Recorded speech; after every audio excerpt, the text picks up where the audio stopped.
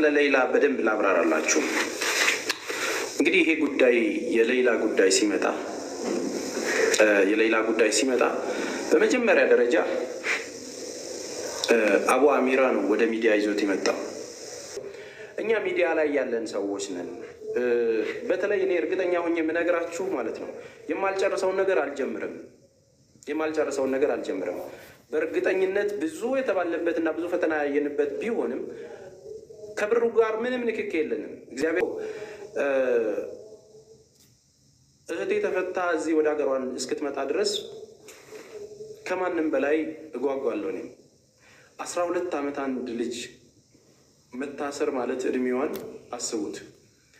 እሺ እንዲህ እናድርግ። በቃ አሁን ኦልሬዲ ላይቭ ላይ ነው ያለሁት እና በድምፅ ንገራቸው ይሰማሉ። እንዴት ነህ? ሰላም ነው? በመጀመሪያ አልሐምዱሊላህ። እንዴት ናችሁ? ሁላችሁ ሰላም ናችሁ? ሁሉም ሰላም ነው። እስቲ ትላንትና ሌላ ደውላ ነበር ለእናንተ። ምንድን ነው ያለችው ነገር? ምን አዲስ ነገር አለ? እስኪ ለተመልካቾቻችን ንገርልን። ያው ከደወለች ወደ 5 ወር 6 ወር ገደማ አካባቢ ነበር። ትላንትና ማምሻ ደውላ ያው ሁሉንም ሰላም ብላለች። ማለት በአጋጣሚ ሪካርድም ላረጋት ይሆናል አልተመቻቸውም ነበር። በዛ አጋጣሚ ሆኖ ያው ህዝቡም ሁሉም ስለተጨነቀ ሪካርድን ለማድረግ አልተመቸኝም ነበር። ለምንድን ነው ያልደወልሽው እስካሁን ድረስ ስላት፣ ሌላ እስር ቤት ቀይረውኝ ነበረ፣ ዛሬ መጀመሪያ የነበርኩበት መልሰውኛል አለች ትናንትና። ኦኬ ሶ ድሮ ወይ ሌላኛው እስር ቤት መደወል አትችልም ነበር ማለት ነው? አዎ የሆነ እስር ቤት ወስደውኝ ነበር። እዛ ምንም አይነት ስልክ አልነበረም፣ ለመደወልም አይመችም ነበረ። አሁን ግን የመጀመሪያ ያለሁበት መልሰውኛል አለች። እሺ አሁን ወደ ነበረችበት ካለ እንደ ድሮ መገናኘት እንችላለን ማለት ነው፣ ቤተሰብ ጋር እንደፈለገች። አሁን ለመደወል ይመቸኛል አለች። በጣም ጥሩ። ምን አዲስ ነገር አለ? ቀንም ደውላለሁ አለች። ምን አዲስ ነገር አለ ማለት እዛ እስር ቤት ስትሆን እንግዲህ አንድ ታሳሪ የሆነ ነገር ተከፍሎላታል፣ ብሩ ተላልፏል፣ ትራንስፈር ተደርጓል። ሶ አሁን ምንድን ነው እየጠበቅኩ ያለው? ምን አሉኝ ነው ያለች? ለአንተ ምንድን ነው እየጠበቀች ያለችው? ያው ወደ ኢትዮጵያ ለመላክ ዋናው ጋር ወረቀቱ መድረስ አለበት። ያ ወረቀት ደግሞ አልደረሰም፣ እስከሚደርስ ጠብቂ አሉኝ አለች። ኦኬ ያ ማለት ትፈታና ትሂድ ወደ ሀገሯ የሚለው የመጨረሻው ደብዳቤ ማለት ነው? የመጨረሻው ደብዳቤ ዋናው ጋር እስከሚደርስ መጠበቅ ግድ ነው። ያ ወረቀት ግን ዋናው ጋር ካልደረሰ ማንም ሊጽፍ አይችልም አሉኝ አለች። ኦኬ ይሄንን ጉዳይ እንግዲህ ያው ኤምባሲዎቹን አያዙት፣ እዛ ውጭ ጉዳይ ሚኒስቴር ምናምን ጉዳዩን እነሱ ይዘውታል። እንግዲህ ተረክበው እየሄዱ ቼክ እያደረጓትም እንደሆነ ነግረውሃልና እየተከታተሏት ነው አይደል? ኤምባሲው ራሱ እየተከታተላት ነው። አረ ኤምባሲው ሄዶ እንደው ከኮሚቴው ጋር 2 ሆነው ሄደው ያለውን ነገር እሷንም በቃ ጤናውን ሁሉ ነገር ቼክ አድርገው ያለው ነገር በቃ ትደውላለችም ብለው ያው ትላንትና ማምሻ ደውላለች። ኤምባሲ እየተከታተለ ነው፣ ኮሚቴዎችም ሆነው እየተከታተሉ ነው። በጣም ጥሩ። ግን አሁን የምናደርገው ነገር ምንድን ነው? ባለፈው እንግዲህ ደብዳቤ አስገብተን ነበር አይደል? ያለችበትን ሁኔታ አሳውቁን የሚል ውጭ ጉዳይ ሚኒስቴር ከ10 ቀን በፊት ጠይቀን ነበር፣ ከ15 ከ20 ቀን በፊት ማለት ነው። ያንንም ልከውላቸዋል ወደዛ ኤምባሲ። አሁን ምንድን ነው ለህዝቡም ጥርት ያለ ነገር እንዲሆን ማድረግ ያለብን እኛም እንደ ጀጎልም እንደ ቤተሰብም ምንድን ነው ያንን ነገር ምን እንደደረሰው ኤምባሲው ምን ላይ እንደደረሰ ቢያሳውቁን፣ ወይ በጽሁፍ ወይ በደብዳቤ ተረጋጉ፣ ያለው ነገር እንደዚህ ነው፣ ጉዳዩን ይዘነዋል የሚል ነገር። ኮሚቴውም የተወሰነ ነገር ተባብሮ እየሰራን ስለሆነ መግለጫ ቢሰጡ። አሁን ግራ እየገባን ያለው ነገር ምንድን ነው? አሁን እዚህ እየታገልን ያለን ሰዎች አለን። ይህንን ጉዳይ የጨረስናቸውን ነገሮች ጨርሰን ከነሱ ነው እየጠበቅን ያለውና ምናልባት ለሚዲያው አፕዴት ማድረግ ቢችሉ፣ ኤምባሲውን በደብዳቤም ቢያሳውቀን ያንን ነገር ለማድረግ ወደ አዲስ አበባ ብትመጣ ምን ይመስላል? በቃ እመጣለሁ ማለት አሁን ዛሬ ልጀምር ወይስ ከዓመት በዓል በኋላ ቢሆን ይሻላል? እንትን አድርገው ኖርማሊ አሁን ግርግርም ስለሆነ ከዓመት በዓል በኋላ አድርገው፣ ከ3 ቀን በኋላ ና እና እዚህ ምን እናደርጋለን እንዲያሳውቁ ጠየቅነው። መልስ ያው በኤምባሲ በኩል በደብዳቤ አልተመለሰም። ያው እሱን ጠብቀን ነበር፣ ይደወልላችኋል ተብለን ከቢሮ ስልካችንም ተይዞ ነበር።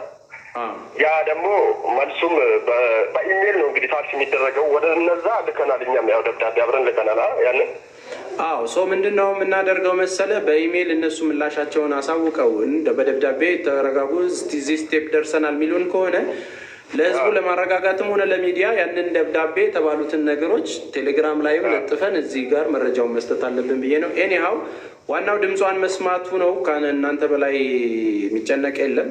አሁን ስትደውል ግን አንደኛ ድምጿን አፕዴት የሆነ ድምጿን ቀኑንም ገልጻ እዚህ ቤት ነው ተረጋጉ የሚለውን ከራሷ ድምፅ ቀድታችሁ እንደ ድሮ እንዲላክ አድርግልን። እኛም ደግሞ በምንችለው እንጠይቃለን። ማዘርና ፋዘር ሰላም ናቸው? ሰላም ናቸው። አሁን በጣም ጥሩ ናቸው። መጀመሪያ ተጨናንቀው ነበር። ከትላንት በኋላ በጣም ደስተኛ ሆነዋል። በመደወልዋ ተጨናንቀው ነበር። ሁሉም ተጨንቆ ነበር። እንደ ሚዲያ ድረስ ሁሉ ድምጿን ጠፋ ምናምን ብለው ሁሉም በጣም ተጨንቆ ነበር። አሁን ግን አሪፍ ነው። በቃ ምንም አይልም። ቴንኪዩ። በቃ እናመሰግናለን ከድር። ሁሉንም ሰላም በልልኝ የሚዲያው ሰው። ሚዲያ ላይ ያለን ሰዎች ነን። በተለይ እኔ እርግጠኛ ሆኜ የምነግራችሁ ማለት ነው የማልጨርሰውን ነገር አልጀምርም። በእርግጠኝነት ብዙ የተባለበትና ብዙ ፈተና ያየንበት ቢሆንም ከብሩ ጋር ምንም ንክኪ የለንም። እግዚአብሔር በሚያውቀው ከብር ጋር ንክኪ ሊኖር የሚችለው በእኔ አካውንት ሲሰበሰብ ወይ በሌላ በጓደኞቼ አካውንት ሲሰበሰብ ነው። በእናት በአባቷና አሁን በደወለው ከድር በሚባለው ወንድሟ ነው ለሶስቱ አካውንት የተከፈተው። ክፍያው ተልኮ የተከፈለበትን ዶክመንቶች ደግሞ ቴሌግራም ላይ ለቅላችኋለሁ። እሺ፣ ከዚህ የተላከበት ወደዛ የተላለፈበትን $500,000 የኢትዮጵያ ንግድ ባንክ ከነ ዶክመንቶቹ ከነ ፎቶዎቹ ለቅላችኋለሁ። ቴሌግራም ጀጎል ቴሌግራም ላይ ማለት ነው። እህቴ ተፈታ እዚህ ወደ ሀገሯን እስክትመጣ ድረስ ከማንም በላይ እጓጓለሁ። እኔም 12 ዓመት አንድ ልጅ መታሰር ማለት እድሜዋን አስቡት። እግዚአብሔር ይመስገን የኢትዮጵያ ሕዝብ ደግ ስለሆነ ሊሚቴሽን ስላልነበረው ሁሉም ሲያዋጣ ስለነበረ እንግዲህ ወደ ከ10 እና ከ11 ሚሊዮን ብር በላይ ኦልሬዲ አካውንታቸው ላይ አለ። ስትመጣ ቀጥታ እሷ ወደ ራሷ አካውንት ህዝብ እያየ ትልቅ ፕሮግራም አዘጋጅተን ትራንስፈር ይደረጋል። ስለዚህ ኤኒሃው ስለ ሌላ ያለው አፕዴት ይህንን ይመስላል።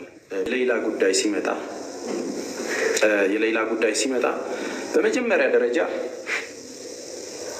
አቡ አሚራ ነው ወደ ሚዲያ ይዞት የመጣው። አቡ አሚራ ወደ ሚዲያ ይዞት መጥቶ ልትሞት ትንሽ ጊዜ ስለሆነ የፍርድ ቀራት። በዛ አጭር ጊዜ ውስጥ ማክሲመም 6 ወር 7 ወር ነበር የቀራት የሞት ፍርዱ ሊፈረድባት። የተሰጣት ነገር 2 ሚሊዮን ሪያል ካልከፈለች የሞት ፍርዱ ይወሰንባት ተብሎ የተወሰነበት ጊዜ ነበር። 2 ሚሊዮን ሪያል ከከፈለች ግን የሞት ፍርዱ ይነሳላታል ተብሎ ነው እንትን የተደረገው። ቲም ሌይላዎች 2 ወር ሙሉ በቃ የነበረው ትግል የነበረው እንቅልፍ ማጣት የነገረው ፍጅት እጅግ በጣም ብዙ ነበር። 2 ሚሊዮን ሪያሉን ለመክፈል ታግለን በመጨረሻም ተሳካልን ማለት ነው።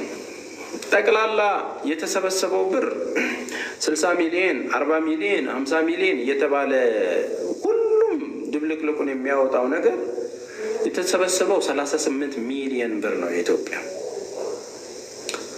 38 ሚሊዮን ብር ነው የተሰበሰበው። 38 ሚሊዮን ብር የተሰበሰበው ደግሞ በእናቷ በአባቷ ራጅ የሚባል ሳውዲ ላይ ብሩ ተተርጉሞ ምን ተብሎም እዛ አካውንት ላይ 2 ሚሊዮን ሪያሉ በተባለው ጊዜ ሲገባ አውቶማቲካሊ ይዘጋል። ያ መንግስት ራሱ የሚያዘጋጀው ነው። ከዛም በኋላ ለሟች ቤተሰብ ይሰጣል። ጽፈው እነ ወንድም ካሊድ ፋውንዴሽን ደብዳቤ ጽፈው ለውጭ ጉዳይ ሚኒስተሮችን በአካል አግኝተን እጅግ በጣም አድካሚ በሆነ መልኩ ማለት ነው ዋናው የኢትዮጵያ ንግድ ባንክ ተባብሮን ኤምባሲው ቀጥታ ያንን ነገር ወደዛ አካውንት እንዲገባ ፕሮሰስ ተደረጉ። ገባ። ከገባ በኋላ ግን የቀረ ብር አለ። የቀረው ብር ምክንያቱም ወደ 26 እርግጠኛ አይደለሁም፣ እሱን ክሊር አደርግላቸዋለሁ። 26-27 ሚሊዮን ብር ነው ከተሰበሰበው ብር ላይ ወደ 2 ሚሊዮን ሪያል በዛ በወቅቱ የመጣው በባንክ ሲሆን ማለት ነው። ያ ነገር እዛ ገባ ማለት ነው። ተግባባ። ያ ነገር እዛ ገባ። ከገባ በኋላ አሁን ልጅቷ ስትመጣ የሚሰጣት ብር አለ። ወደ እኔ እስከማውቀው ድረስ ወደ 13 ሚሊዮን ብር ምናምን ብቻ። ምክንያቱም 27 ሚሊዮን ከሆነ 38 ላይ ምናምን ስትቀንሱት የሚመጣው ሂሳብ አለ። ይህንን አካውንቱ ላይ ምን ያህል እንዳለ ራሱ እንትን ይላል ይነግረናል፣ ወንድምየውም ማለት ነው። ሶ ምንድን ነው ያ ብር ወደዚህ አካውንት እስካሁንም አለ። ልጅቷ ተፈታ ስትመጣ የሚገባል ለእሷ ነው የምንሰጣት። ትልቅ ፕሮግራም አዘጋጅተን 12 ዓመት ነው የታሰረችው እች ልጅ የተፈረደባት 12 ዓመት ታስራ ኦልሬዲ ብሩ ከተከፈለላት በነፃ መውጣት አለባት። አሁን ችግር ያለው ምኑ ጋር መሰላችሁ? ይህንን ጉዳይ ቀጥታ ኤምባሲው የኔ ስራ ብሎ ይዞታል። ይህንን ጉዳይ ኤምባሲው የኔ ስራ ብሎ ይዞታል። ከመቼ ጀምሮ? በሱ አካውንት ተልኮ ኦልሬዲ ኤምባሲው ትራንስፈር አድርጎ ካስገባ በኋላ ካለበት በኋላ የኔ ስራ ብሎ ይዞታል። የኔ ስራ ብሎ መያዝ ብቻ ግን ስራውን እንዲሳካ አያደርገውም። ምክንያቱም ቤተሰቦቹ የወከሉት አንድ ሰው አለ፣ እዛ ቤተሰቦቹ የወከሉት አንድ ሰው አለ፣ ማንኛውንም ነገር እንዲፈጽምላቸው ማለት ነው። የሀገሪቷ መንግስት ለተወካዩ ነው ሚሴጅ የሚልከው። የሆነ ነገር ሲሆን ሚሴጅ የሚደርሰው የተወከለው ሰውዬ ነው። የተወከለው ከማን ጋር ተቀናጅቶ መስራት አለበት? ከኤምባሲው ጋር ማለት። እንዲህ አይነት ሚሴጅ ደርሶናል፣ እንዲህ አይነት ጉዳይ ደርሶናል ብለው በጋራ ነው የሚሰሩት ማለት ነው። ከዛ ውጭ 21 ኮሚቴዎች። ሁለተኛ ጠበቃ ቀጥሮ ደግሞ የዚችን ኬዝ ኦልሬዲ ከከፈለች በኋላ ምን ታድርግ የሚለውን ደግሞ በሀገሪቷ ህግ መሰረት መጠየቅ። ያ ነገር ሲጠየቅ ዋና ይሄንን ጉዳይ የሚመለከታቸው ደግሞ አሉ፣ የሸሪያውን እንትኑን ያሉት ማለት ነው። እነሱ ጋር ደብዳቤ ማስገባት ያስፈልጋል። እንደዚህ የምትባል ልጅ በእንደዚህ እንደዚህ ተቀጣ ነበር፣ ይህንን ነገር ተከፍሎ አፉ ተብለዋታለች እና እንድትወጣ ይደረግልኝ ተብሎ ደብዳቤ መጻፍ አለበት። በዚህ መሀል ድምጿ ጠፋብንና ድሮ እየደወለች ኮንታክት አደርጋለች። ቤተሰቦቿንም ሰዎችም እየሄዱ ያዋታል። በመሀል እስር ቤት ቀየሯትና ከዚህ በኋላ አልደውልም፣ ባለፈው ወንድሟ ገብቶ እንደተናገረው ከዚህ በኋላ አልደውልም፣ ሌላ ቦታ እንደ ድሮ መደወል ስለማልችል አታስቡ፣ ደህና ነኝ የሚል ነገር የመጨረሻ ስልክ ከ3 ወር በፊት ሰጠቻቸው። ስለዚህ አሁን አዲሱ አፕዴት የሆነው ነገር ትላንትና ለወንድሟ እና ለቤተሰቧ ደወለች። እስር ቤት ቀይሬያለሁ፣ አሁን ድሮ ወደ ነበርኩበት እስር ቤት አምጥተውኛል፣ ከዚህም በኋላ መደወል እችላለሁ። በተጨማሪም የሚጠበቀው ነገር ትለቀቅ ተብሎ ከዋና ቦታ ሪሊዝ ትደረግ የምትባለውን የፍቃድ ደብዳቤ እሷን ደብዳቤ ነው እየጠበቅን ያለ ነው ብላለች። ተግባባን አይደለ? አሁን